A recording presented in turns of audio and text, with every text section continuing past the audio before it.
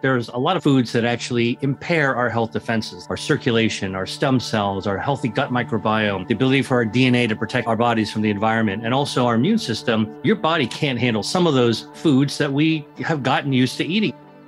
Hey guys, how you doing? Hope you're having a good week so far. My name is Dr. Rangan Chatterjee, and this is my podcast, Feel Better, Live More. Today's guest passionately believes that the decisions we make every day about what we eat have a huge influence on our overall health. Dr. William Li is a medical doctor, internal medicine specialist, research scientist, and the author of 2 international bestsellers, Eat to Beat Disease and Eat to Beat Your Diet. He works in a field of research called food as medicine, and having been involved with the development of many different drugs over the past few decades, he's passionate about using scientific rigor to analyze the specific benefits of food.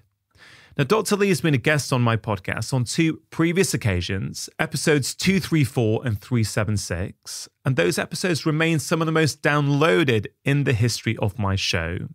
Today's brand new episode was actually a conversation Dr. Li and I recorded together around 2 years ago, but I can assure you that the content within it is just as relevant today.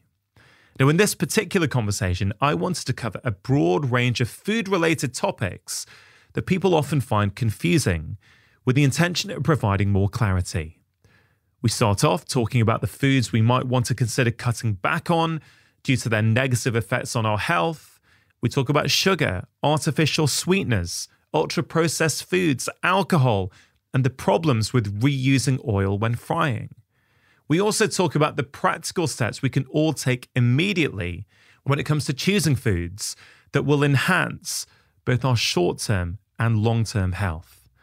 We honestly do cover so many different topics today, including how exactly we can go about choosing a good quality olive oil, the benefits of pairing certain foods together to increase nutrient absorption, how we can increase the amount of vitamin D in mushrooms, why exactly organic foods are healthier, how to best read food labels, the link between the foods we consume and autoimmune disease, both of our collective views on supplements, and so much more. Dr. Li really is someone who wants joy to be at the heart of how we think about our food choices and our health. He's knowledgeable, passionate, and a wonderful communicator. I always enjoy my conversations with him. I hope you enjoyed listening.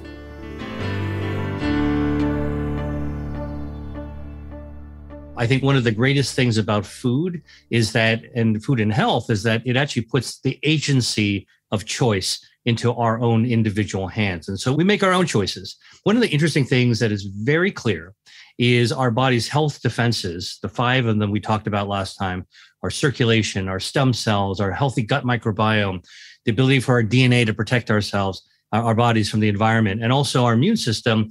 These systems, for us to reach our health potential, we want to make sure that they are not squashed inadvertently by foods that we have gotten used to eating. And so let's talk a little about some of those foods that actually impair our health defenses. That's probably the best way of thinking about what to avoid. Now, we know that added sugar is something that that taxes the body's metabolism, right? So if you have a little bit of sugar in fruit, from natural sugars, that's fine, because you're getting a lot of other stuff in fruit as well that in fact helps your metabolism and helps your body's ability to be able to digest and metabolize fructose and glucose and use that fuel into your body. But if you drink soda, to have those 10 teaspoons of refined sugar that are dissolved invisibly in whatever colored fluid we might be drinking, it tastes great, quenches your thirst. It kind of, our mental blueprint is that, this is something you use to slake your thirst on a hot summer day. And I can tell you that the hyperglycemic state, your body can't handle 10 teaspoons of sugar at the same time. And think about, the people that chug an entire can of soda, right? I mean, I've done it myself. There's no way that's good for us. So that overwhelms a lot of our systems. It overwhelms our stem cells. Our stem cells cannot properly function to help us regenerate when there's too much sugar around. Sugar is a concentrated material. It's a solute, meaning that it's dissolved in water. And when there's a lot of things, I mean, think about it when you're in a swimming pool or you're in, or if you're swimming in the ocean for a long period of time, what happens? The water gets pulled out of your skin, or even in a bathtub, your skin gets wrinkly because you've sucked out all the water. And that's basically what happens to these cells in a high sugar environment in your blood. So I would say added sugar with sodas that are so popular, that is something that sits on your health defense systems. Too much sugar also literally damages the ecosystem of your gut microbiome, which is connected to your immunity. Unhappy gut, unhappy immunity. We all want to actually be as strong immunologically as possible.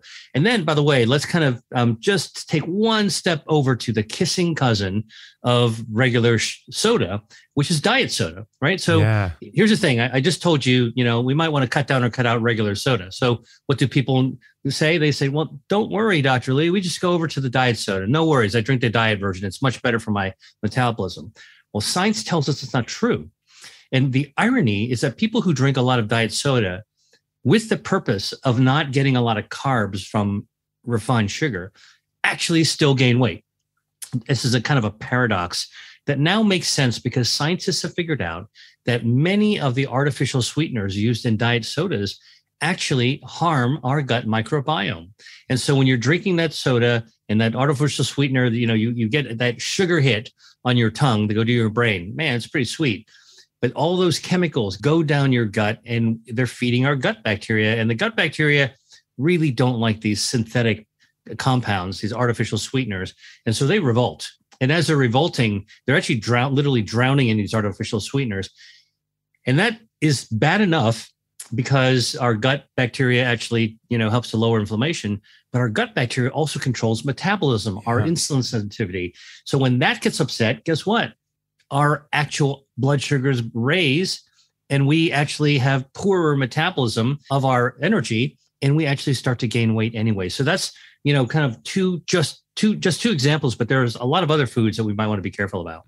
Can you just explain that term metabolism? Because it's something that I think the public hear a lot, but I think it's not always that well understood. Glad you're asking that question. Here's what I will tell you, because I'm actually working on a project now on metabolism. Yeah. Metabolism isn't that well understood by doctors either. And it's actually not even that well understood by scientists. And that's part of the mystery of the human body, that gigantic question mark. What is our metabolism, right? So here we are thinking about metabolism, I think classically as energy. Our metabolism is, these are some assumptions. Our metabolism is something we're born with. I have a lot of body fat, so I got the unlucky straw in family genetics. Look at my sister. She's skinny as a stick. She's lucky she inherited the thin gene for her metabolism, right? So that's one assumption that we make about metabolism. And that infers, and it's wrong, by the way, but that infers that our body's metabolism is the machinery that's used to take energy that we put into our body. That's our food that we eat. How our body processes that energy in order to be able to load up on fuel, and then how our body takes that fuel in the fuel tank, like filling the gas tank with petrol, and then actually uses that fuel as we get on the highway and drive. That's not incorrect, okay? But what we're really beginning to realize is that metabolism is a lot more complicated than that because it's connected to our immune system. It's connected to our inflammation. It's connected to our ability to actually maintain our health in the sense that body fat is not necessarily bad.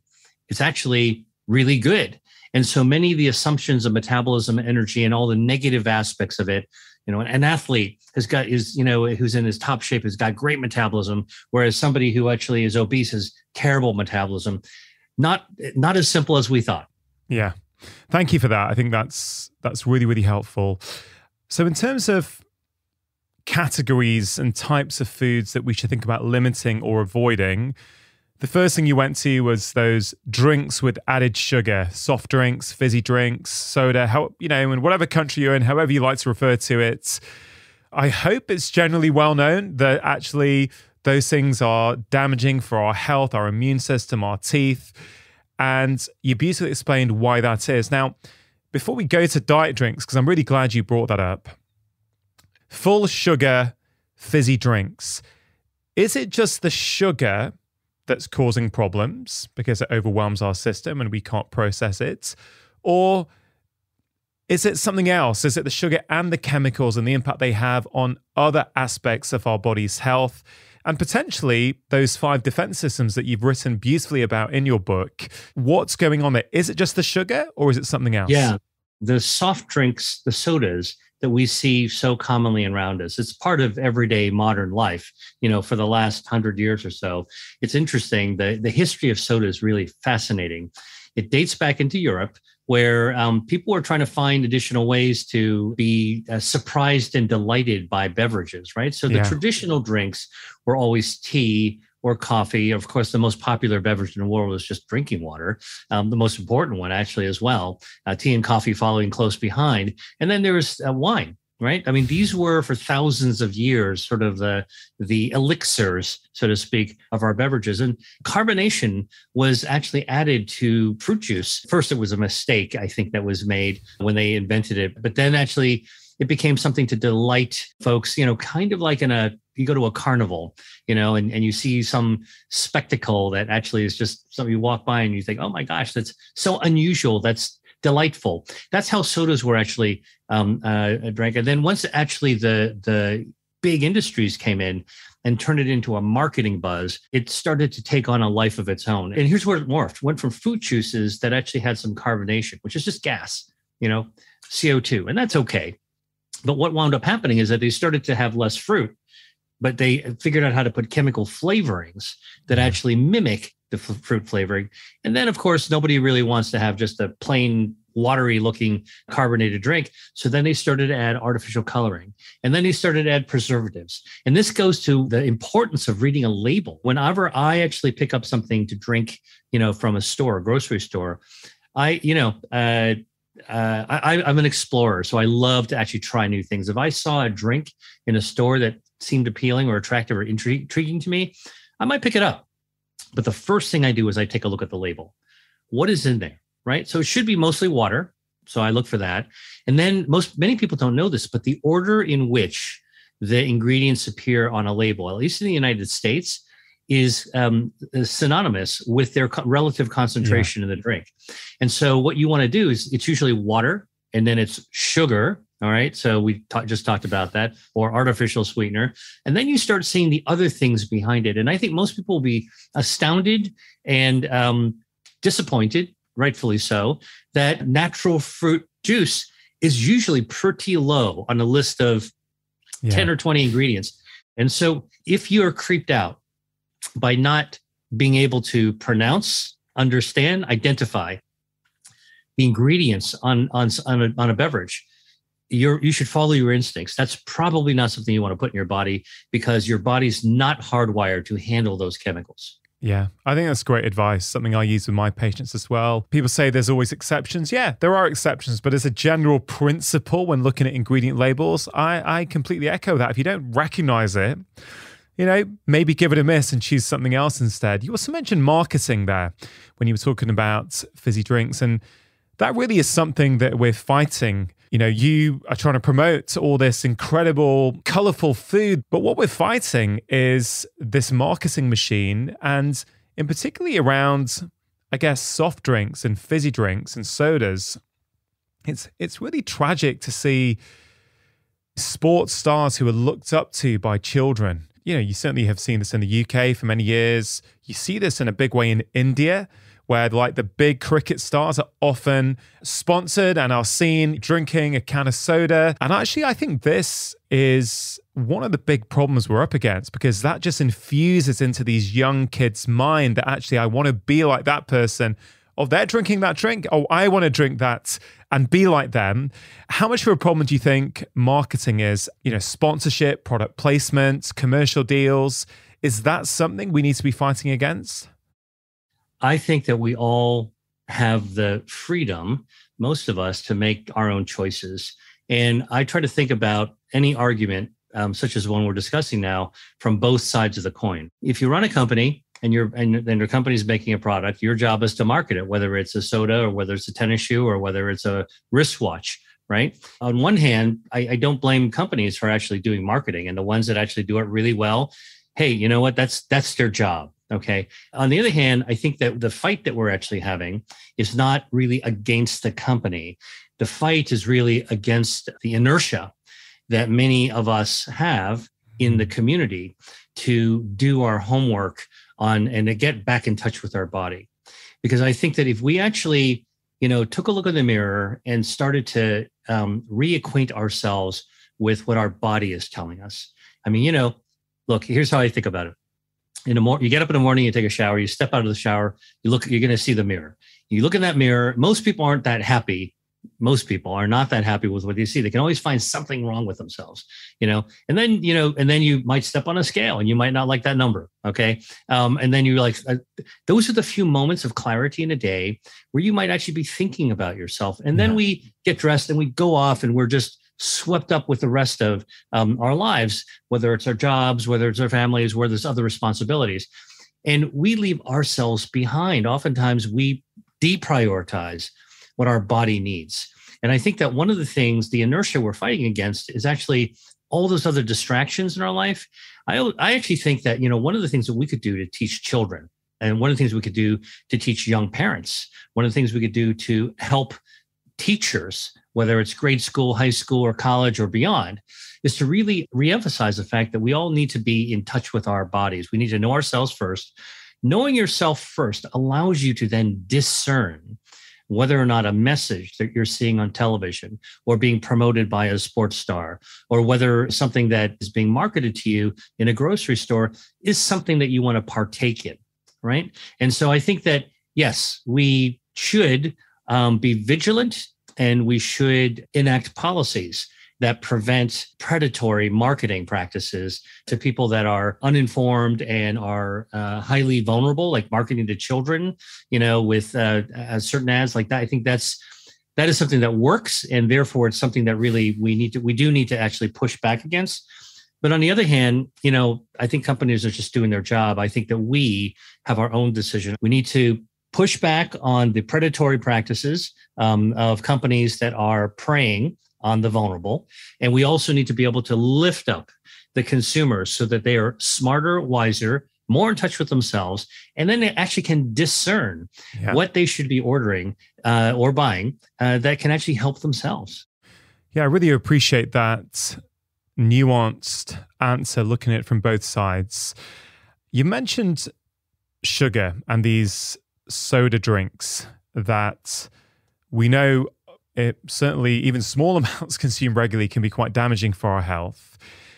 And then you went to artificial sweeteners in these diet drinks.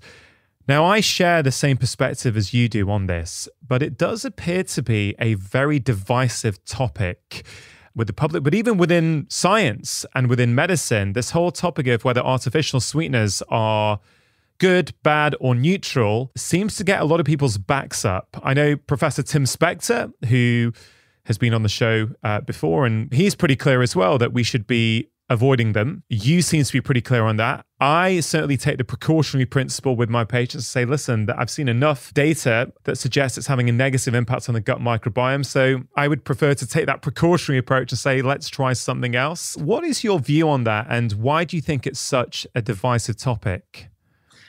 Well, first of all, every kid loves candy, right? Me as well. I remember when I was a child, in the US, we had Halloween, and who didn't look forward to collecting all the candy from the neighbors? And I think that, sugars, the candies, they're delightful, and there's nothing wrong with being delighted. And I think we carry with us lots of pleasant, fun memories. I think brain's also hardwired to actually go after sweet things, right? I mean, it's part of our instinct as animals to, just like the lion on the savannah goes after the antelope. I think humans, on the street go after candy. It's one of those things that just we're hardwired to go after sugar. I think there are industrial interests that actually, pose counter arguments to the harm of sugars and artificial sweeteners. And by the way, I do want to actually bring this up because I think it's important. Let's not character assassinate categories. I think that's really important. So artificial sweeteners let's be specific. Okay. What I was referring to are things that are not refined sugars, the powdery white stuff that you would buy in a supermarket. The artificial sweeteners are the ones that are chemically synthesized, not natural, that actually have been designed to activate the sugar receptors on your tongue and mimic sweetness. Right. Okay. And there's many different kinds. And so I think that if anybody were to go to Google and look up categories of artificial sweeteners, you'll start seeing this is not one product. It's a many different types. Some people could consider artificial sweeteners stevia. Now, stevia is a natural sweetener, but it's still artificial when you compare it to refined sugar.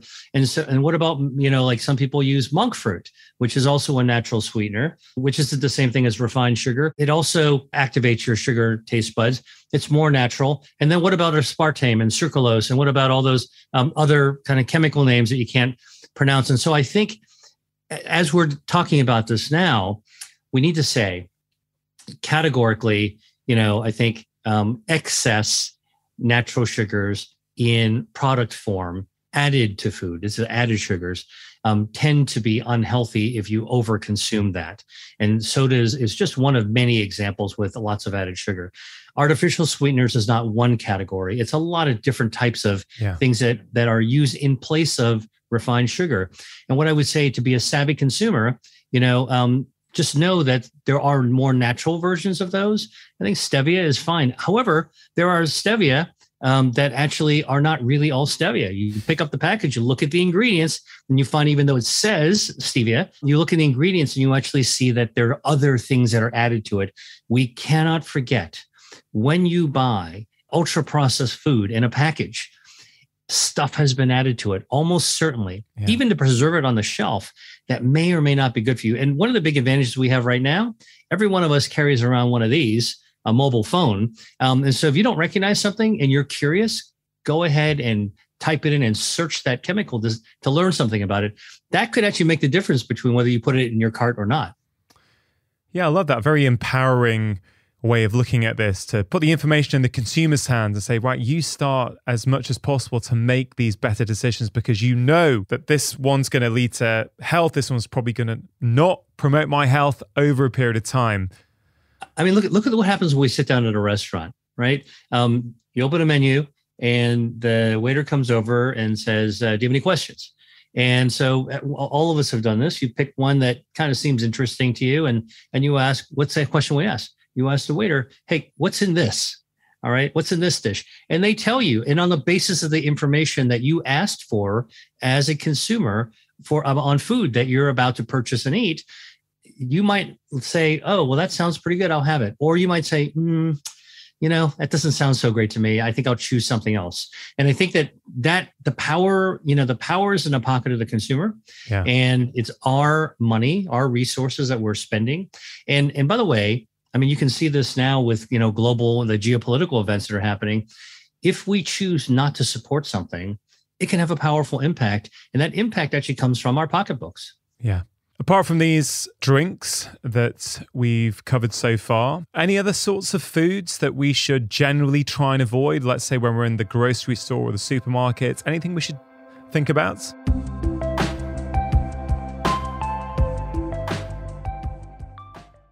Vivo Barefoot are one of the sponsors of today's show. Now, I am a huge fan of Vivo Barefoot shoes and have been wearing them for over a decade now, well before they started supporting this podcast. I've also been recommending them to patients for years because I've seen so many benefits. I've seen improvements in back pain, hip pain, knee pain, foot pain, and even things like plantar fasciitis. And contrary to what you might initially think, most people find Vivos really, really comfortable. But I have to say, especially at this time of year, as the temperature is starting to drop, their winter boots are absolutely fantastic. And I myself am really enjoying wearing their brand new Gobi warm-lined winter boots. Now, as well as adults, I think they are a fantastic option for children. And I really hope that in the future, more and more children start wearing barefoot shoes like Vivos, as I think this can prevent many downstream problems in the body later on in life. And remember, whether for your children or yourself, if you've never tried Vivos before, it's completely risk-free to do so, as they offer a 100-day trial for new customers. So if you're not happy, you just send them back for a full refund. If you go to vivobarefoot.com/livemore, they are giving 20% off as a one-time code to all of my podcast listeners. Terms and conditions do apply. To get your 20% off code, all you have to do is go to vivobarefoot.com/livemore. Just taking a quick break to give a shout out to AG1, one of the sponsors of today's show. Now, AG1 has been in my own life for over 5 years now. It is a science-driven daily health drink with over 70 essential nutrients to support your overall health. It contains vitamin C and zinc, which helps support a healthy immune system, something that is really important, especially at this time of year. It also contains prebiotics and digestive enzymes that help support your gut health. And all this goodness comes in one convenient daily serving that makes it really easy to fit into your life. No matter how busy you feel, it's also really tasty as well. Now, the scientific team behind AG1 includes experts from a broad range of fields, including longevity, preventive medicine, genetics, and biochemistry. And I talk to them regularly, and I'm really impressed with their commitment to making a top quality product. For listeners of my podcast, AG1 are giving a special exclusive offer. You can get a free 1-year supply of vitamin D and K2 and 5 free travel packs with your first order. These packs are perfect for keeping in your backpack, office, or car. If you want to give them a try, just go to drinkag1.com/livemore.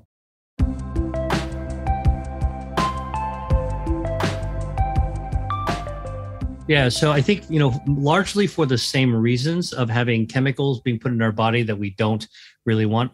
Ultra processed foods that come in a box, foods that got lots of ingredients and lots of preservative and chemicals inside them, things that they say that your grandmother, if you showed her, might not recognize as food, or great grandmother, perhaps. The ultra processed foods as a group tend to be associated, when we look at populations, with poorer health outcomes from diabetes, obesity, cardiovascular disease, and even cancer. And so, again, even though I said we should be careful not to overgeneralize, it is true. Things in a box, things in a can, things, that are manufactured at scale and intended to sit on the shelf for months or maybe even years tend to draw my attention anyway, that it really is worth reading the label and knowing what it is you're putting in your body. So ultra processed foods. I think alcohol is another thing that is popular. It's social. I mean, look, if you look at beer and wine, these go back millennia as part of human culture. People sat and distilled and fermented beer and wine for thousands of years, in the Colosseum in Rome. They're still doing excavations to figure out what the gladiators actually ate and drank. And they find inside there, wine casks and things like that. Like it's a cherished tradition of humans. But what we do know is that it's easy to over consume.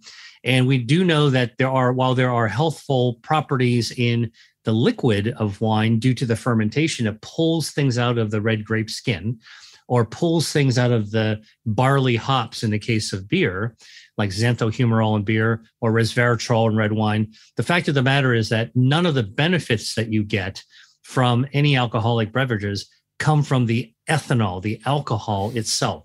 The thing you get the buzz from does nothing for your health. Okay. Some of the other things that happen to be in the broth of the fermentation might be good for you. And so that's something that, oh, well, they found that. And I think recently there was research showing that, even one glass of red wine could have an impact on brain health as well. And I think that, we have to be, I'm really careful about not chucking a spear, at every food that, we want to kind of malign for a health reason. I think wine is a cherished tradition. Alcohol is a cherished tradition, but people should know that the benefits of it, and it's okay to have a glass or two every now and then. But I think that the people who really go after it hard, look, besides the obvious liver disease and the problems of nutrition and the brain health, I mean, alcohol is a toxin to your brain. We do want to actually be mindful about the amounts that are consumed. Processed meats are another food product that actually are classed as a carcinogen by the World Health Organization. Now, what kind of processed meats are we talking about? We're not talking about the air-cured salami from Sardinia, that have been made in the same way for thousands of years that people eat sparing amounts of, as part of a more well-balanced Mediterranean traditional meal. I'm talking about the deli foods. You go in there and they're slicing stuff, from a big lump that looks nothing like the animal from which it came. Yeah. And some of these cured sausages, if you visit a sausage factory, I had a patient once who actually worked as an inspector in a commercial sausage plant. And he told me that he used to have to change his boots every month, rubber boots, walking in there, because the stuff that splashed out of the pool in which the sausages were essentially embalming in for preservatives and for flavorings would actually dissolve the sole of his rubber boot. Oh, man. That made such an impression on me. I'm still talking about it 20 years later. Yeah, and we're sort of removed from that process, aren't we? We don't see that. We don't see that on videos. We just see the nice packaging and the clever marketing copy on there. And so I think that's really, really important. And I really like the way you made that distinction there. Also, when talking about things like alcohol or anything, it depends not just on that one thing. It depends on everything else that's going on in your life as well. We like to take these things in isolation, good or bad. It's like, well, it kind of depends, doesn't it? In our first conversations together, which if people haven't heard, I'd highly recommend they go back and listen to. One of the things I really liked about your approach was you said, well, let's put into our body foods that support these 5 defense systems. And if we can do that and support them, we raise the bar, we become more resilient. Therefore, we've got more headroom to actually deal with the insults that are going to come in life, whether that's DNA insults from pollution, or whether it's the odd thing that we creep into our diet that we probably know isn't the best thing for us, but we just fancy it now and again. And I really like that approach. And I know we're starting off this conversation focusing on some of the things to avoid. We're very quickly going to get onto the things that people can put in. But yeah, I really, really appreciate that. The most important thing that we as doctors can do is to listen to our patients and hear them out and try to understand where they're coming from and what's important to them. I always ask my patients, what do you eat? What do you like to eat? What brings you joy when it comes to food? Though that question usually can elicit an answer. Like I'm very careful not to ask that question judgmentally. What kind of negative foods how much for steak do you eat? Like I never ask that. I always sort of say, like, tell me about what do you enjoy eating? What brings you joy? What are some of the favorite things that you like to eat? And, again, it's that conversation that invites someone to look deeply within them. I think that, when I was a kid, I studied martial arts, and one of the greatest martial arts artists ever was Bruce Lee, who I actually read a lot of his writings. He wrote in a philosophical sort of way, and he wrote one of the most important things that if to succeed in life, whether it's in martial arts or otherwise, is to know yourself, to truly know yourself. And I think that so often we get distracted. We don't have that opportunity to ask ourselves something simple like, so if we had a choice, what would we want to eat? What brings us joy? And my strong belief is if we want people to get on a better diet, to get them started and to keep them going on it, we want them to actually feel like it's not a heavy lift. It's something that's doable. And I think there's nothing easier than to say, hey, you know what? Something that you already brings you pleasure and joy, something you enjoy to eat already is healthy. So let's start with those things because you already know you love them. So in my book, It Could Be Disease, I have lists of like 200 some foods. I always tell people, have my book, get a Sharpie.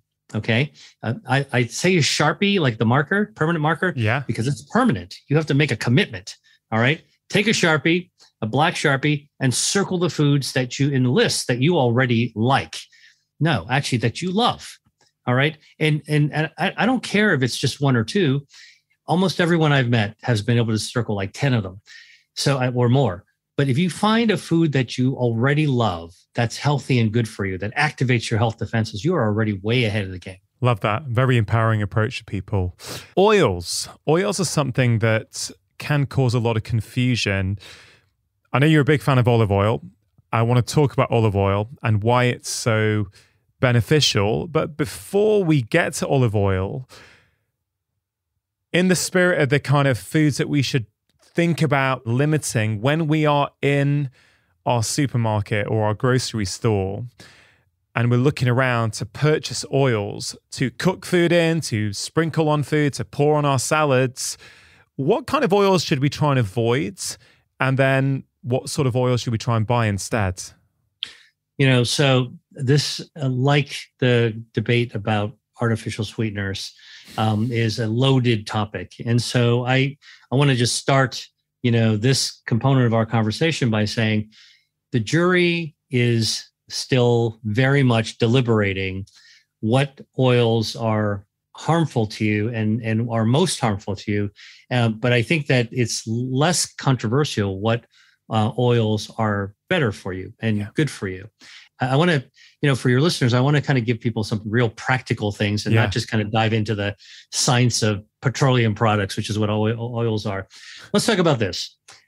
Rule number one, regardless of what oil you actually have, what I would say is don't have too much of it, because oils are fats and fats can be healthier, but there really isn't such a thing as a healthy fat that you should drink lots of it every single day. Okay. So the point is that there are healthier oils, but we should all limit the amount of oil that we actually intake into our body. All right. Number one. Number two is that, and this is actually broadly speaking, is don't reuse your oil. Okay. Most oils that are reused, when we heat them to cook, whether we're actually, again, deep frying is generally something that's not very healthy. The process of deep frying actually changes the natural chemicals that make up oil in the oil itself, and then paint it onto the food, stick it onto the food. So we're eating some of the changed chemicals when we actually eat deep fried food. Now, look, I've had some awesome fish and chips when I visited England before. And again, as we talked about, every now and then, if you spend most of your time shoring up your health defenses, raising your own bar, having a rare treat is totally fine. But when you fry things in hot oil, you're also changing the chemical structure of things. That entire browning, golden browning, crisping of food actually changes the chemical structure of the food itself, and in ways that are potentially carcinogenic. And so just need to be careful about that. The third, so I think, reusing oil, here's a thing that's kind of like a little risky. You go to a restaurant to eat, you have no idea if they're reusing their oil over and over and over again. Think about in Asian restaurants, whether it's an Indian restaurant or a Chinese restaurant, they've got these gigantic vats where they're frying tasty little bits up, but they may be reusing that oil for days. So reused oil, not good for you, for sure. And the stuff that's fried in oil can also change in time. So let's start now talking about just the properties of oils themselves. This is where I think, rather than kind of walk into the quicksand of trying to say, is palm oil better than corn oil? Is coconut oil dangerous for you? We can wade into that jungle with, but I think you need a machete to cut your way out of it. And so the best way to think about it, to help to give clarity, is, are there any healthier oils to use and how to use them? And this is where I think olive oil really stands out. Number one, it's part of a healthy pattern of eating that's been revered for thousands of years. And that's in the traditional Mediterranean diet. And the olives are seasonal, they're pressed. The extra virgin olive oil contains not just fat, and monounsaturated fatty acids, which are better for your body and less damaging for your cardiovascular health. But there's a lot of polyphenols that come from the olive itself. Now, a lot of people don't understand this, but when you look at olive oil, the reason we say extra virgin olive oil, EVOO, that's what supermarkets and what restaurants are proud to use now, is because it's not just fat. It contains the polyphenols from the oil. So if you were to actually, by the way, this is a good experiment to do for your listeners, buy a little container of olives from your grocery store, deep pitted, make it easy for yourself. And literally, take it home and take a heavy glass, or take a board, like a heavy cutting board, and press those olives yourself. And you'll actually see, if you press hard enough, you'll see some oil come out of it. Now, in an olive oil factory, I mean, that's so you can actually appreciate where your food comes from, where your olive oil comes from. And when you actually press it, you'll see that you've crushed the olives. And some of the bits from the olives are actually in the olive oil. The reason that olive oil tastes so good, it's got that, kind of peppery, vegetal kind of quality to it. It's got an umami flavor. It's not because the fat is flavorful. It's because the bits of olives that were crushed in there are actually in there flavoring it. Now, those bits and the stuff that comes from the meat of the olives contain the polyphenols, one of which is hydroxytyrosol. Hydroxytyrosol sounds like a very complicated chemical name. Your listeners don't need to memorize it by any means, but you should know that comes from the olive. Now, olive oil will have some of it, only about 20% of it. But if you actually press that olive, 80% goes into the olive water, and it's stuck in the pulp. And so one of the things that I always say is that, if you really love olive oil and you want to get the most out of it, just eat the whole olive, and you can actually cut up an olive and you'll get a little bit of fat, you'll get all that flavor, and you'll get a lot more of the polyphenol.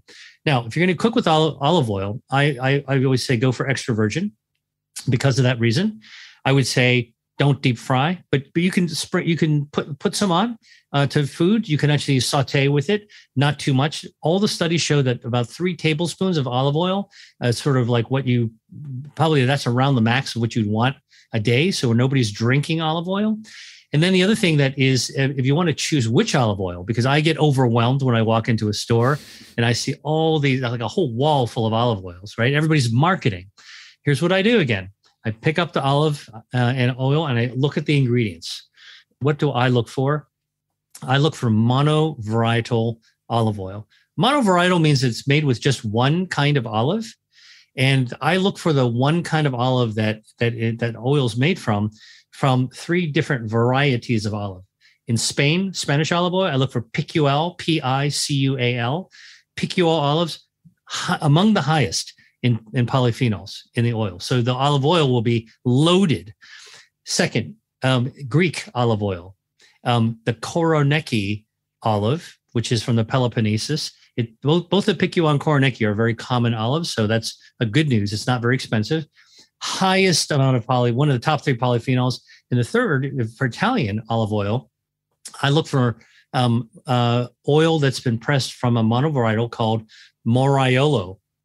And that comes from Umbria.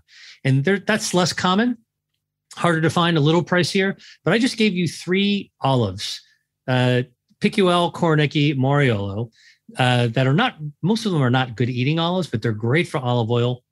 They're packed with polyphenols.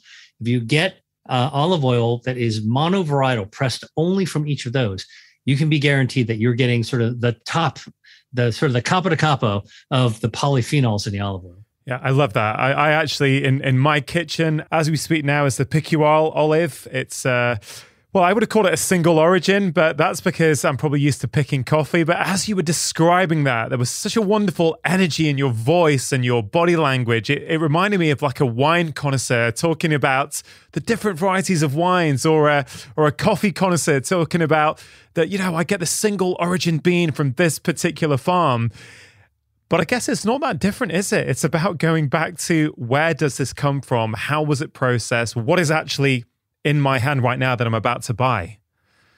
Yeah. And there is great pride that we as humans have always had, and it's still within us, to know something about the food that is around us. I mean, if you talk to a farmer, they are proud of what they have. If you talk to a villager, they're really proud of what grows around their community.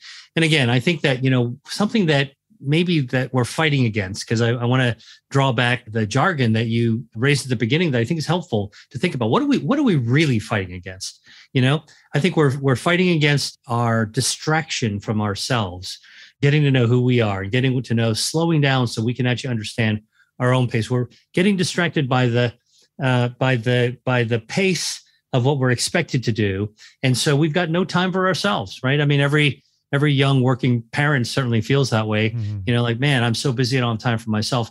And yet when it comes to food and health, we all need to have that time for ourselves. And I think we should take great pride in saying what it is that we actually love. Yeah. A lot of people talk about the health properties of vegetables. Of course, you promote all kinds of vegetables which have different impacts on the body. But some of the time we're told to sprinkle or pour some olive oil onto the vegetables because it helps us absorb nutrients from them. What's your perspective on that in view of what you've just said about oil and, perhaps not over consuming it, even though it can be healthy? Yeah, well, let's unpack that, because there's two things that you were describing. One is that in plants, let's take a tomato as a great example. There are natural substances, natural chemicals, like lycopene. Lycopene is a carotenoid. It helps to make the tomato red. It has lots and lots of healthful properties. It's a powerful antioxidant. I've studied lycopene in a laboratory, and it actually can help starve cancers by cutting off the blood supply. It can slow the shortening of telomeres to slow cellular aging. And it can actually protect our DNA from even sunlight and ultraviolet exposure. Lots of good things about it. Now, lycopene actually is naturally occurs in a tomato on a vine in a chemical form that our body doesn't absorb that well. So if you pick a tomato off the vine and you cut it up and you throw it into a salad, it might taste great. It's got some vitamin C in it. It's a great source of hydration and great flavors. Okay, especially if it's like a homegrown heirloom type of tomato. But you're not going to get as much lycopene. You're probably only going to get maybe 20% of the lycopene that's in there. But you want to, like for me, I want to get as much of the good stuff as I can. So here's what research has found. If you wanted to convert that chemical structure of lycopene into a form that you can absorb better, your body can avidly absorb, what you want to do is you want to heat the tomato like in a pan. And with the heat will change the chemical structure from a form your body doesn't absorb that well into a form that your body avidly absorbs, loves to absorb it. Now you go from 20% absorption to 80% absorption. You flipped it around completely, upended that equation completely. Now you're really absorbing it. Now, here's one additional thing though. How would you heat a tomato in a pan? You heat it in water or nothing? No, not really. You put a little bit of olive oil in it. And why is that? And it's because lycopene is a substance that we call fat soluble. It's a lipid. It loves to dissolve into fats. So a little bit of olive oil in tomatoes on a pan, sauteed, so it's soft, change the chemical structure. Flavors are really great now. And you have that. Now when you eat that tomato sauce sauteed in olive oil, the olive oil with the lycopene is carried into your body even more efficiently than if it were cooked in water. And so again, that's just one example of thousands of how oils with fat soluble foods. By the way, if you didn't want to look at olive oil, here's another common snack in the United States anyways, kind of tearing a page book from Latin American cuisine. You have these tortilla chips, and then you wind up actually having a salsa and guacamole. The salsa is often sort of stewed down tomatoes, cooked down tomatoes, served room temperature or chilled. And then the guacamole is just avocado that's been smashed up. Now, avocado has a lot of healthy fats in it. It's a fat soluble veggie. It's actually quite nutritious. Remarkably, people eating avocado actually shrink their waistline because actually, even though they're eating fat, it actually it burns down harmful fat. It's a whole other story that we had. But if you have guacamole, avocado with tomatoes, you get more lycopene. And so that happens to be kind of a popular snack in the United States. Yeah, I love that. So the right combination of foods can actually help absorb the nutrients. I think black pepper also can do that, right? With certain nutrients. Well, right. So black pepper so this is an interesting thing.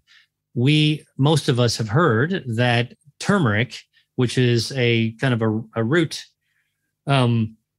when you cut it open, it's this beautiful bright orange, a lovely color.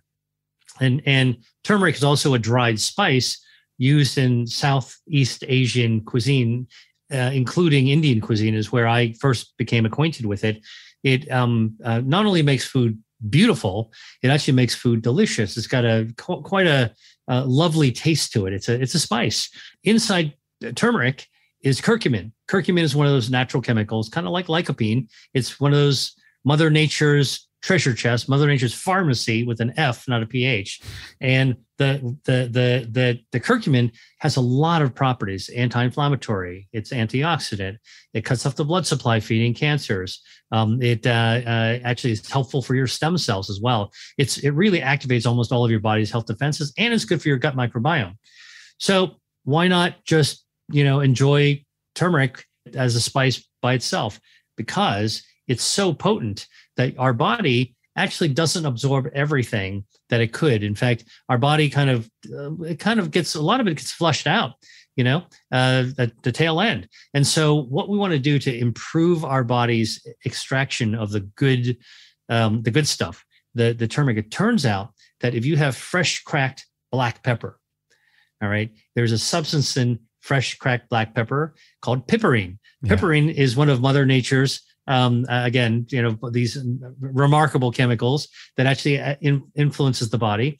And piperine helps the body hang on to the curcumin. So if you have fresh cracked black pepper with your turmeric, you're actually creating a 1-2 punch that allows you to absorb more of the curcumin. Yeah, I love that. So the right combinations can actually help us get more out of these incredible whole foods.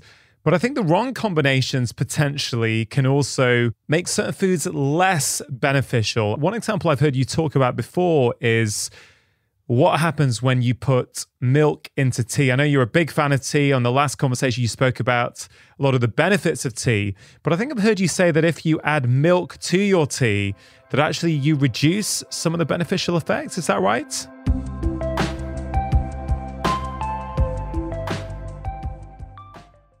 Ever have one of those days when everything seems to go wrong, and before you know it, you've slipped back into those habits you're trying so hard to avoid, like sugar, doom scrolling, and wine? When it comes to making changes in our lives that actually last, most people think the solution is to try harder, but this is simply not the case. In my new book, Make Change That Lasts, I reveal how exactly you can break free from the habits that hold you back. What many of us don't realize is that our behaviors follow our beliefs. So when you change your beliefs, and my book will show you how to do that, you'll spend less time having to think about your habits because they'll happen automatically. Make Change That Lasts, the #1 Sunday Times bestseller, is available to buy now all over the world as a paperback, ebook, and as an audiobook, which I am narrating. And if you've not got your copy yet, what are you waiting for? Just wanted to take a moment to tell you about my first ever UK theatre tour taking place this March. So I've just finished 2 days rehearsing for the show with the entire tour team, the director, video tech, sound crew, tour manager, and I'm even more excited for these live shows than I was when I first announced the tour. Now, if you enjoy listening to my podcast, I think you are going to love coming to this tour. Don't think of it like a book tour. Think of it as an immersive, transformative, fun evening where you will walk away with a personalized blueprint of the things you need to work on in your own life. It's not just me on a stage talking to you. There will be lots of interactive moments and a few surprises. Now, I know that many of you listen to this podcast to learn things that will help you thrive, but I also know that at times it can feel hard. On this tour, you are going to be in a room with other people who are interested in the same things as you are, which will feel incredibly special and give you a massive boost. These events are going to be fun, inspirational, educational, and hopefully will be the springboard you need to take action as we move out of winter and get into spring. There are 14 shows all around the UK. The 2 warm-up dates in Wilmslow and the London Lyceum date has just sold out. So don't delay if you plan on picking up tickets. All details can be seen at drchatterjee.com/events. So get your friends together, make a night of it, and I hope to see you in person in just a few weeks.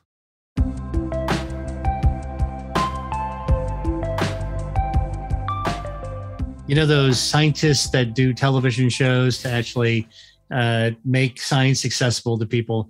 This is kind of where we need to go with this topic. So look, tea, green tea, especially, has a natural polyphenol that's called catechins, EGCG, epigallocatechin gallate, EGCG, and the catechin is actually just part of the natural substance in the tea leaf.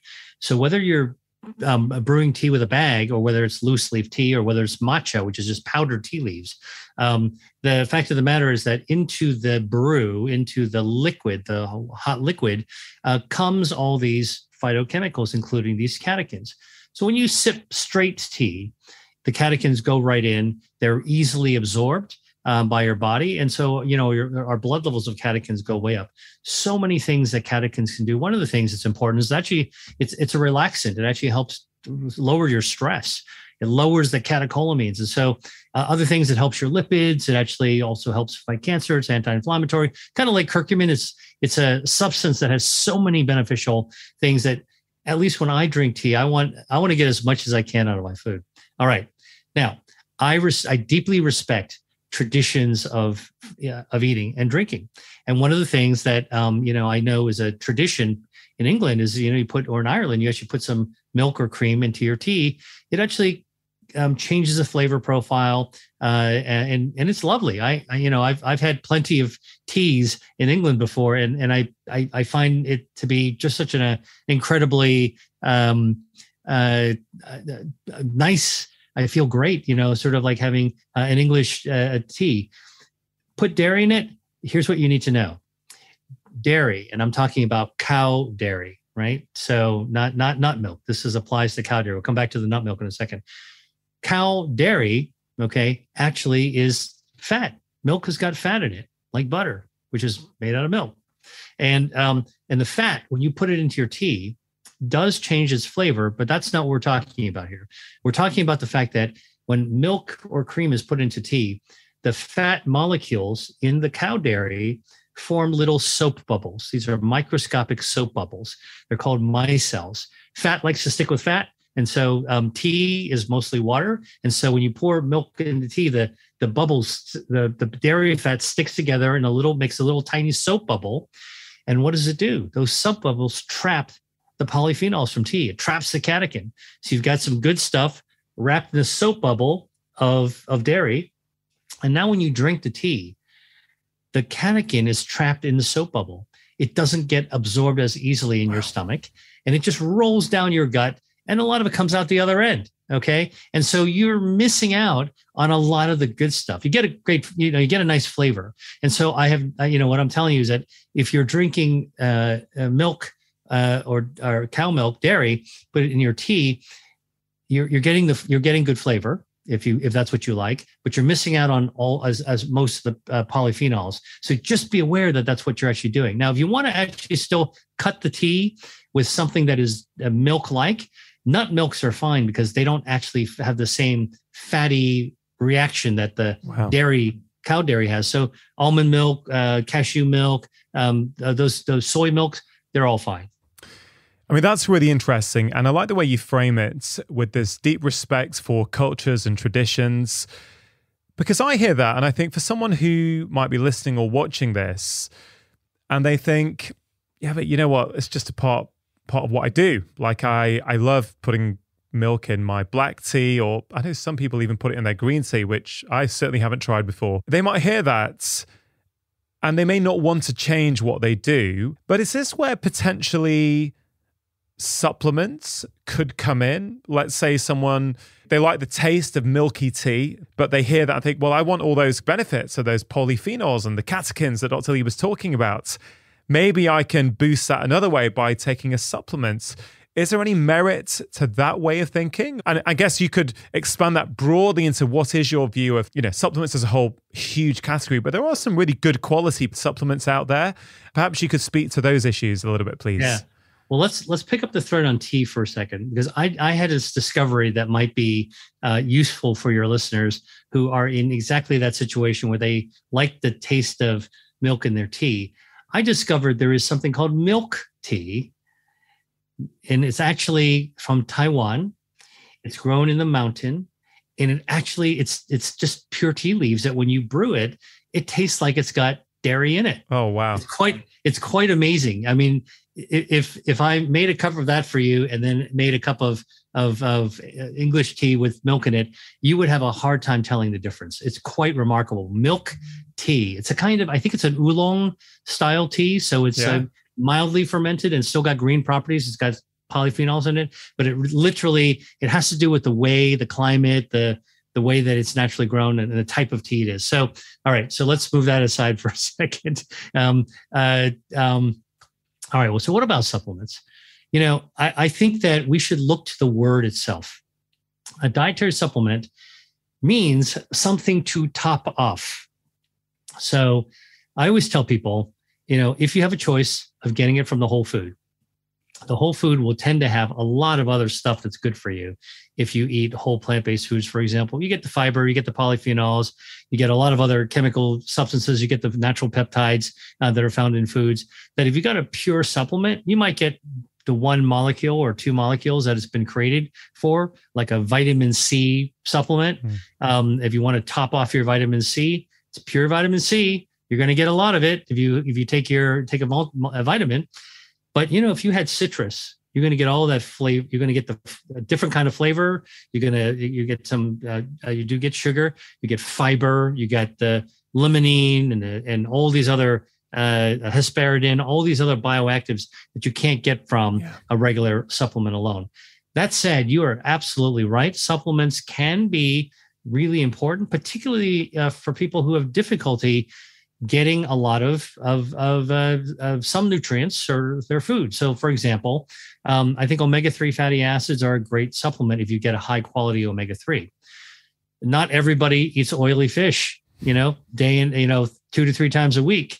You only need to eat the amount in each serving with the size of a deck of playing cards. So you don't need to eat very much. But, that's not something most people do. People who live on the coastline, they might be doing it, but many people don't. So omega-3s are so important to our health. I mean, this has been shown time and time and again. That's a supplement that's definitely worth taking, and it's a lot easier to swallow omega-3s than it is actually to go to your fishmonger and then to look at what the catch of the day is. That's an example. Another example of a supplement I think is really worth taking is probably vitamin D3. Yeah. Okay. Vitamin D, for those of us who live in the northern hemisphere where we don't have as much sun all the time, all year round, and where it's cold, so we're indoors a lot and not always outdoors under the sunshine. So I'm not talking Costa del Sol. I'm not talking about South Africa, or Australia. I'm talking about, England, Northern Europe, North America, and sort of the northeastern side. Okay. We don't get as much sunlight. And even if we do go outside, because it's cold, we wear a lot of clothes. And so our skin tends to be covered up. And so vitamin D is made by our skin when sunlight actually hits it. And so we tend to be vitamin D deficient. So here's an example of where you can eat foods like mushrooms that can have vitamin D, for example. By the way, I don't know if this is a little tidbit for you. I just told you that human skin with ultraviolet radiation from the sun will make more vitamin D. But did you know that if you took just a plain old lowly white button mushroom that contains some vitamin D, if you were to, before you eat it, when you buy it, if you slice it pretty thinly, and you lay the slices out and you put it in your windowsill, so the sun shines on the slice, it will make more vitamin D. Wow. You actually convert more vitamin D into the mushroom. So if you're going to prepare something with mushrooms, slice them ahead of time. Stick them in front of a sunny window, no matter what time of the year it is, maybe a couple hours before you cook with it.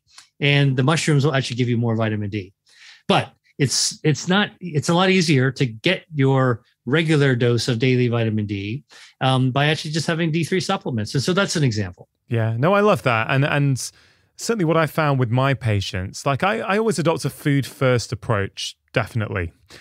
But many people these days have got, as you've already touched on, super busy, stressed out lifestyles, and they're rushing around and they either don't have time to cook a fresh whole meal. They're often buying things on the go that probably aren't the best thing for them.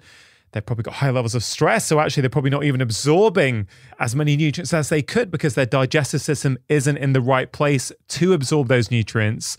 And I found sometimes, a good quality supplement, like let's say a whole food, sometimes a green supplement, which has lots and lots of different phytochemicals, prebiotics, polyphenols in, it could be helpful. And sometimes it could be helpful in the short term to help them have more energy and feel better so that they can then make those lifestyle choices. So I know a lot of doctors take quite a hard line on supplements, but you've demonstrated some really important ones that I think have been shown in scientific studies have real benefits, like vitamin D for sure. So yeah, I really, really appreciate you.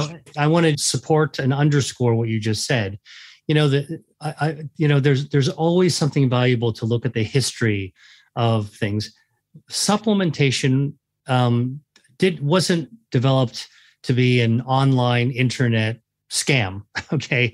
Supplementation was a really serious effort to improve global nutrition. Yeah. Because, back in even the early 20th century, most of the world was undernourished. That's different than malnutrition.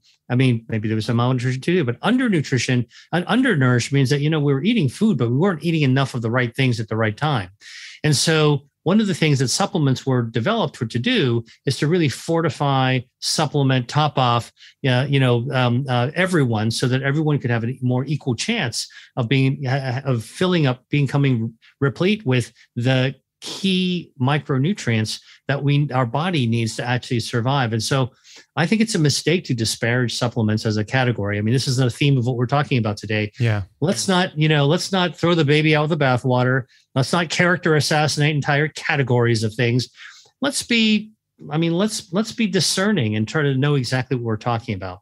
There are some dietary supplements that are absolutely valuable. Some that research has actually proven to be helpful, and some that can be life-saving as well. Pregnant moms really need to be taking folate. If you don't have those, you'll have neural tube defects in your babies. The risks go much higher. So you really want to be able to actually take the evidence. And so this is the other thing I think maybe a useful coat hook or hat hook to hang for your listeners is that supplements are the real deal because they were originally designed to help the body top off with what it actually needs. But if the marketing, and we're back to marketing now, sounds too good to be true, if the claims sound like they're just magical claims, that's when your spidey sense, your radar needs to go on that, maybe there's something not quite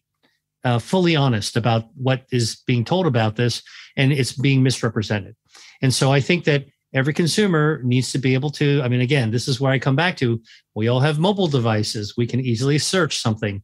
When in doubt, look it up, check it out, and then make your own decision if it fits your comfort zone. Organic or non-organic is another topic that people find confusing. If people are able to access organic and they are able to afford it, in your view, are there any benefits to choosing that? Right. Well, I want to just tell everyone that, first of all, I was a skeptic for many years about organic food. I thought it was marketing. I thought the food looked beautiful, was very expensive, and I thought it was mostly marketing. And the marketing message that I received as a consumer was, here's this beautiful food that's more expensive. And by the way, we don't grow it with pesticides. And so you've got less harmful chemicals on it.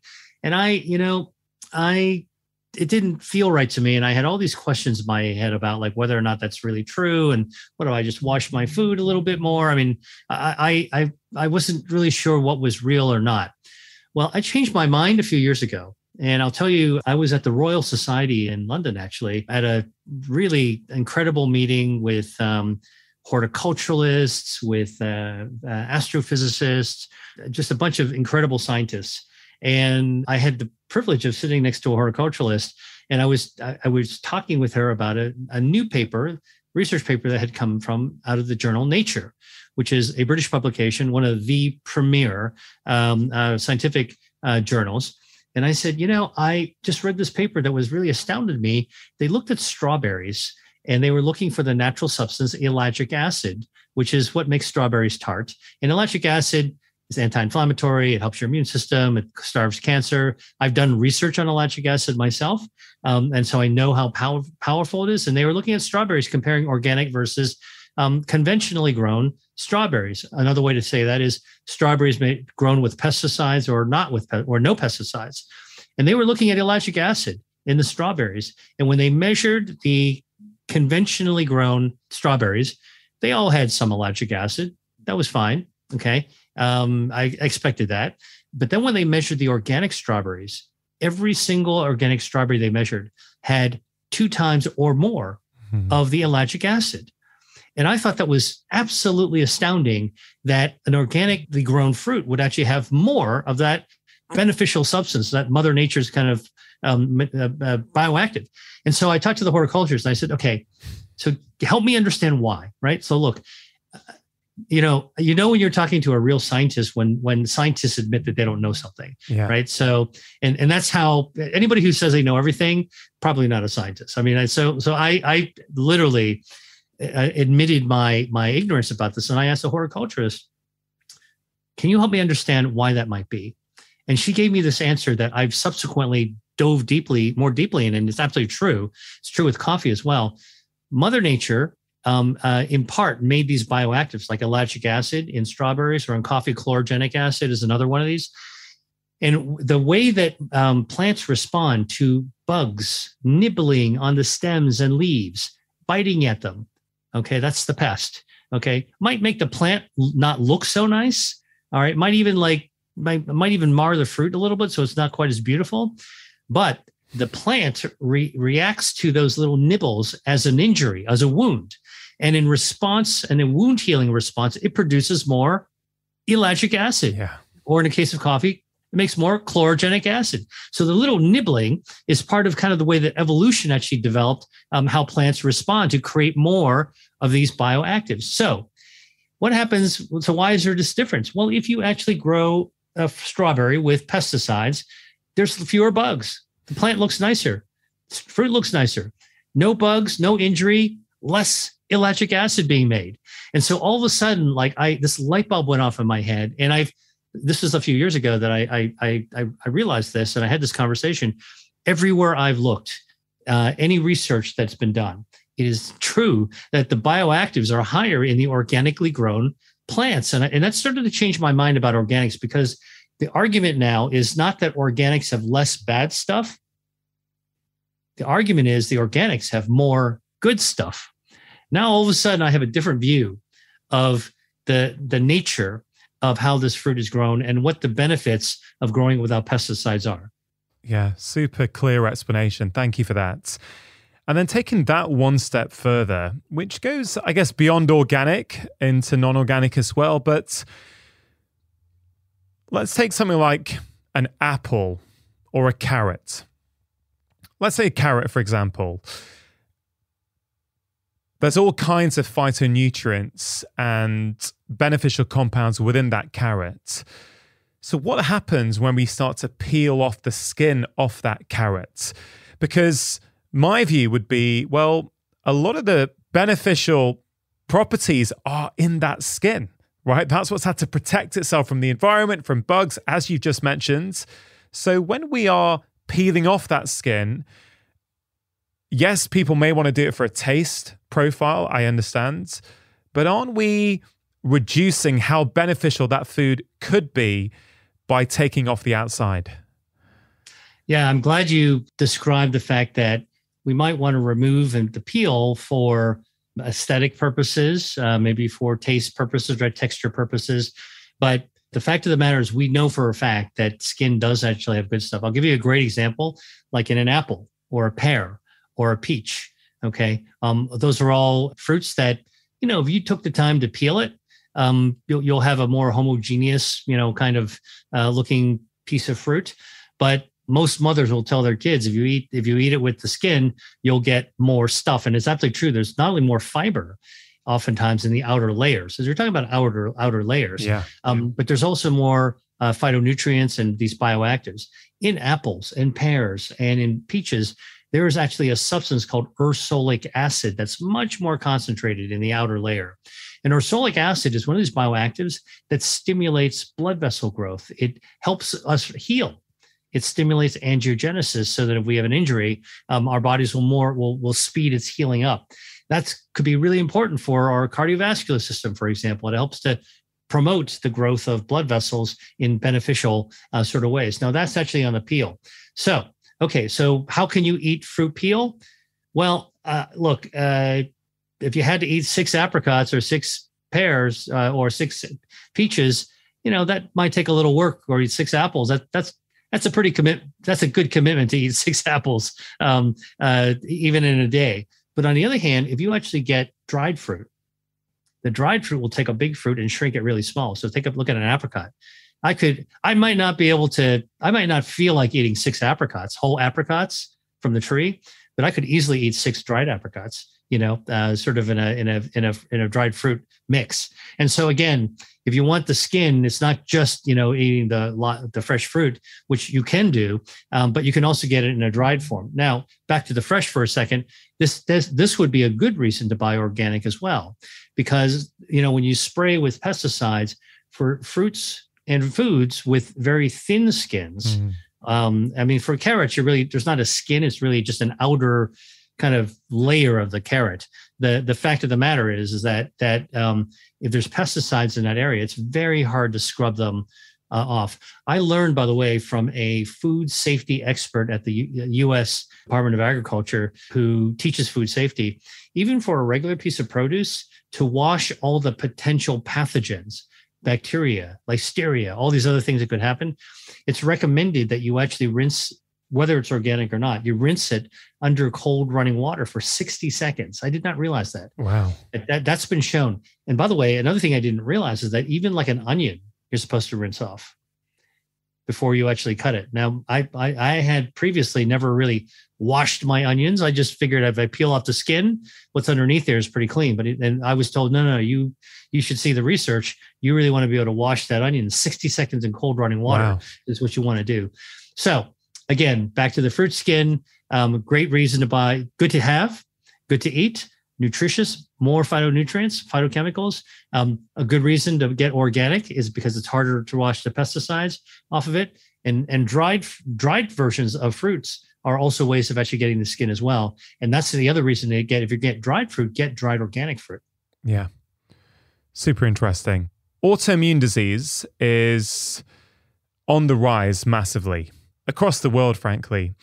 And I'd love to hear a little bit from you about the relationship between food and the development of autoimmune disease.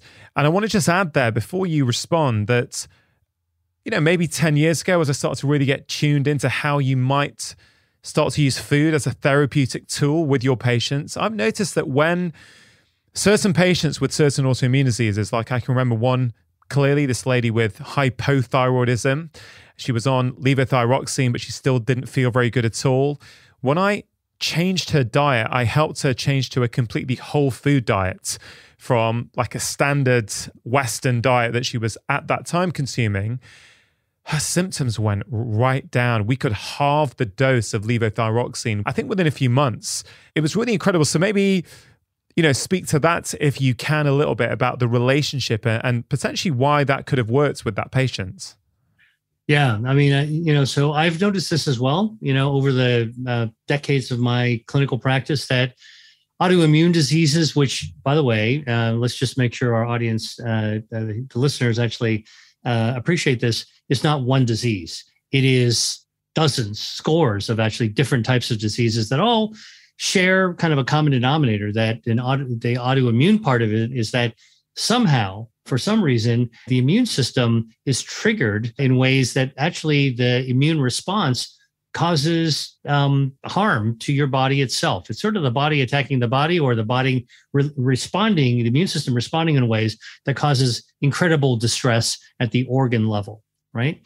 And so it could be lupus, it could be rheumatoid arthritis, it could be psoriasis, it could be Hashimoto's, it could be celiac. Those are some of the more common ones that people actually talk about. But in fact, there's probably a lot of autoimmune diseases that we don't even recognize yet. And a new one, by the way, which is coming down the pike, which we've believed long COVID, which many, many people do have already. And I think we're going to see a whole other emergence of long COVID as a significant medical problem in the coming decade. That also seems to be autoimmune as well, where the body's immune system has overreacted or is overreacting to attack ourselves, our healthy selves. Okay, so if we're talking about a panoply of different diseases that share this common denominator, what's the role of food? Well, one thing that actually we do know, celiac's a great example of this, gluten enteropathy, is that some foods, in the case of celiac, it's gluten, which is in wheat and whole grains. For reasons that we don't fully understand, the body sees that and just has a bad reaction. It's kind of like that, the family member that, the black sheep in a family that comes over for your family holiday gathering, and like you just don't have a good reaction to them. We all have one or two of those people in our families. And that's how your immune system kind of reacts to something in food that it just doesn't like. And it gets pissed off. And when it gets angry, it actually starts to have this reaction that makes the entire body unpleasant, just like that visitor to your home that you just don't react well to, like you want to stay in a different room. Well, that reaction is what autoimmune diseases are. And that's why when you talk about, the levothyroxine, just so your listeners know, like that's actually trying to replace something that is damaged because of this reaction. You want to actually see if we can undo the damage a bit, right? And autoimmune diseases often treated with steroids. What do steroids do? They turn down the volume of the immune system. Hey, this rock music is too loud. Let's turn it. The house music's too loud. Let's turn it down a little bit. Okay, so that's what steroids do. It turns out that if you go back to look at what might be some of the root causes, increasingly we're wondering if some of these chemical additives in ultra-processed foods are actually triggering immune responses that are unintended. These are unintended consequences. And so there's a theory that in people who say that they've got gluten or celiac disease, they don't actually have full-blown celiac disease, but they're reactive, allergic, they're reactive to something that's in packaged food that also has gluten in it. And so you're sort of there are things that in these chemical-laced foods that we may not fully appreciate yet. Now it goes back to what your observation with your patient is. So what happens when we take people, and there's many people who spend most of their lives eating things out of a box, right? Out of convenience. It comes from a factory, sits on the shelf for months or years, and you change it to a whole plant-based diet, mostly plant-based, or a whole foods diet. Okay, now you're talking about not shopping in the middle aisle of the store, and I have nothing against the middle aisle. There's good treasures in there, but you're spending time in the produce, or if you live in a village, you're going to the village market and going first to the fruit and vegetable and herb stand, and you're buying all the stuff, and now you're getting fresh foods that have all these phytonutrients. You're having to take the time to prepare them in tasty ways. You're staying away from that boxed, canned, chemically preserved foods. You're allowing your immune system to calm, and you're allowing the phytonutrients to also lower inflammation. And we're getting back to a more natural state. Like that's how I explain the kind of broad observations that you actually had, is probably allowing unburdening the body, pissing it off less, and allowing the body to actually get back to a more natural state that's where it's capable of being less inflamed. Allow the health defenses to reassert themselves. Yeah, I love that explanation. And moving to a whole food diet, no matter who you are, no matter what your current state of health, there's very little side effects, or negative side effects, I should say. There's many effects, mostly beneficial effects, very, very few negative side effects of doing that. One thing I must ask, Dr. Lee, before we end this conversation is, in our first chat, you mentioned many foods which have super helpful properties. Two that come to mind are kiwi fruit. You mentioned how they can actually help repair DNA, which is remarkable. The amount of people who stop me in the streets since then to say, Dr. Chatterjee, since that conversation, I've been buying kiwi. I've heard it over and over again. So that's credit to you, Dr. Lee. But also tomatoes, you mentioned. I know we covered lycopene in this conversation as well.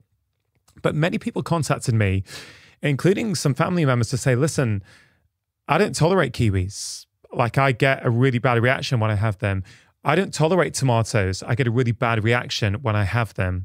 And of course, this is individual because not everyone has intolerances or reactions to certain foods. But for people who've heard your great advice and wanted to bring those in, but thought, well, I can't have that, how would you respond to them? Like, what would you say to them to give them some sort of hope? Yeah, well, look, what I always tell people is when it comes to food and health, it's not just about the food or any single food, whether it's a kiwi or a tomato. It's really about how our body responds to what we put inside it. So if you don't like kiwis, can't find kiwis, or are allergic to kiwis, all right, those are three easy reasons, or can't afford a kiwi, you can do a swap out. Okay, so what are in kiwis? Kiwis got vitamin C, it's got fiber. What are some other foods that actually have vitamin C that also have fiber? Red bell pepper can actually have that. What if you're like, well, I'd like something a little sweet. Okay, guava, that also has vitamin C, and it's also got fiber as well. Now, the research that we discussed last time about the kiwi was research done with kiwi itself. But the properties of the kiwi, which is vitamin C and fiber and some of the other phytonutrients, those can be found in other fruits as well. So kiwi, I always say, like, if you want to kind of stick with the research, you got to go with the food that was actually studied. But the properties and the principles allow you to actually think about how to swap things out. What a tomato, great example. I don't really like tomatoes. I'm allergic to tomatoes. Some people have hypersensitivities, like a histamine reaction to tomatoes. I remember in college, I had a classmate who would never go to the salad bar. She'd stay as far away as possible because tomatoes kind of gave her this super histamine mast cell reaction. Her whole face would puff up when she actually had anything that had tomatoes on it. And well, guess what? Lycopene, if you want to get the lycopene benefits, lowers the risk of breast cancer by 20%, lowers the risk of prostate cancer by almost 30%, protects your DNA against sunlight. What else is lycopene? Watermelon. Yeah. Watermelon has lycopene as well. So maybe you don't like tomatoes. Maybe you can't get tomatoes. Well, what about a slice of watermelon? Yeah. And so again, these swap outs are really, and this is something I think is so important. And this is what I hope to be able to convey through my book. And I created a free masterclass. I've been trying to teach people periodically online how to do this is think about why something is beneficial for you. And then if you can get that food, that's perfectly fine. If you need to swap it out because you can't find that food or can't afford that food, think about what else might be a good stand-in. Yeah. Right. And at the end of the day, it still has to taste good for you. So maybe you don't like tomatoes, but you like watermelon. Yeah. Maybe you don't like kiwi, but you actually like guava. Yeah, I love that. And in my experience, also, when we go to more of these whole foods that we can tolerate over time, actually, I find that we often repair our gut and then we become more tolerant to foods that we previously couldn't manage. I'm not talking about over allergies, but a lot of food intolerances, I've definitely seen that happens. I just want to echo what you just finished off there, Dr. Lee, with that. For people who want to swap things out, your book, Eat to Beat Disease, I think it's a fantastic resource for people because you can see the properties and you can find a food that you like that suits your culture, your background, your tastes. And I think the masterclasses that you put on for people, I can see why so many people around the world really enjoy them because they're very beneficial. They're really delivered with passion and engagement and quality information. So I want to say thank you to you for all the work you're doing at raising awareness of these little things that we can all do each day to make a huge impact on our health. Any closing words for my audience who might be confused, inspired, empowered by what you said? Any closing thoughts for them? I have one motto that I want everybody to just sort of try to take to heart, which is that when it comes to food and health, I really believe that you should love your food to love your health. Both can happen at the same time. We should find the foods that we love that are good for us and really lean into it. And that's the best way to have a long and enjoyable life. You're an incredible individual. You're an incredible doctor. You're doing such wonderful things for the world. Thank you so much for joining me on the show today. Thank you for having me. Really hope you enjoyed that conversation. Do think about one thing that you can take away and apply into your own life. And also have a think about one thing from this conversation that you can teach to somebody else. Remember, when you teach someone, it not only helps them, it also helps you learn and retain the information. Now, before you go, just wanted to let you know about Friday 5. It's my free weekly email containing 5 simple ideas to improve your health and happiness. In that email, I share exclusive insights that I do not share anywhere else, including health advice, how to manage your time better, interesting articles or videos that I've been consuming, and quotes that have caused me to stop and reflect. And I have to say, in a world of endless emails, it really is delightful that many of you tell me it is one of the only weekly emails that you actively look forward to receiving. So if that sounds like something you would like to receive each and every Friday, you can sign up for free at drchatterjee.com/Friday5. Now, if you are new to my podcast, you may be interested to know that I have written 5 books that have been bestsellers all over the world, covering all kinds of different topics: happiness, food, stress, sleep, behavior change and movement, weight loss, and so much more. So please do take a moment to check them out. They are all available as paperbacks, ebooks, and as audiobooks, which I am narrating. If you enjoyed today's episode, it is always appreciated if you can take a moment to share the podcast with your friends and family, or leave a review on Apple Podcasts. Thank you so much for listening. Have a wonderful week. And always remember, you are the architect of your own health. Making lifestyle change is always worth it, because when you feel better, you live more.